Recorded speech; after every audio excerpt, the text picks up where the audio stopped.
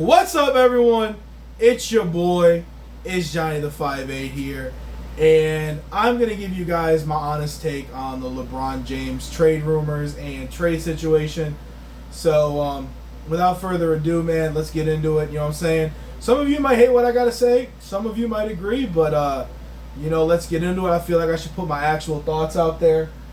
So, let me get into it. The LeBron James trade situation, especially when it comes to the Cleveland Cavaliers, I think it would be a bad idea for the Cleveland Cavaliers to take LeBron back for a various number of reasons. For one, it would destroy our young core and our young championship window. We have a good championship window with the team we currently have. Our window can realistically be 5, 6, 7 years with the team we have now in our younger core. But if we get LeBron, a lot of that younger core is going to have to be replaced for people he wants, which those people may be older and may shrink our 7-year championship window to maybe a 2-year or 1-year championship window. And then not only that, you have to think about what happens if we don't win a championship with that roster that LeBron created. If he brings his friends over here that are older and shrinks our championship window to a 1 or 2 year window. You know what's going to happen? He's going to leave that team and retire the next season or the season after, and then we're going to be left with Donovan Mitchell and a bunch of veteran minimum contracts that is not going to get us going anywhere anytime soon. We are going to be a play-in team or a rebuilding team for the next, 6, 7 years, 8 years, when we worked hard to get ourselves out of being a rebuilding team, to get ourselves Donovan Mitchell and to get ourselves to at least be in the Eastern Conference Finals like we achieved last playoffs. I mean, yeah, we've took some bumps, we took some, stumbles, but I think we're generally getting there and we're heading towards the right direction. Getting LeBron will just take all that progress and throw it out the window and just bank on a very high risk, very Hail Mary situation. You know what I'm saying? And that's my main problem with it. It's just too much of a risk for the Cavs to do, and that's just what it is, man. LeBron, I respect what he did in 2016, the 3-1 comeback and everything. Great player, great legacy, but he's not that guy anymore. He's not a top 10, maybe top 15 player in the league, depending how you look at it.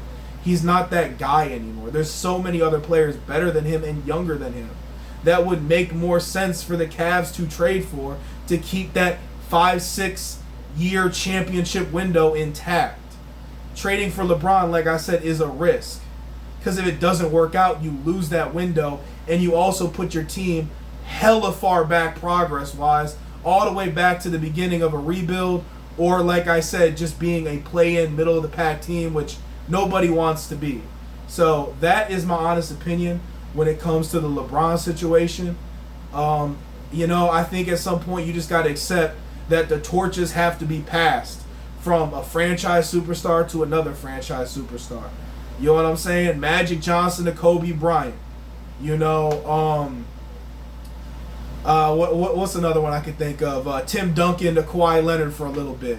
I'm just trying to make some, ideas here for you. Sometimes you got to, pass the torch. You know what I'm saying?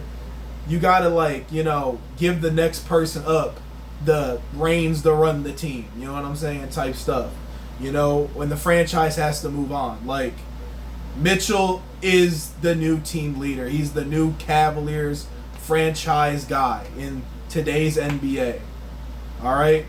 That's just how it is. I respect LeBron and what he did for the Cavs, but Mitchell is young.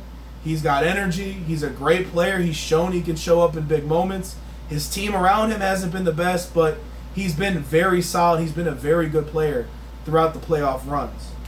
So I think just to give up that young core and what we worked so hard to build for such a big risk that may not work out in our favor, and if it doesn't, puts us in a worse situation, like I said, by making us a rebuilding or a middle-of-the-pack team when LeBron retires if we don't win a championship with LeBron that season or the season after.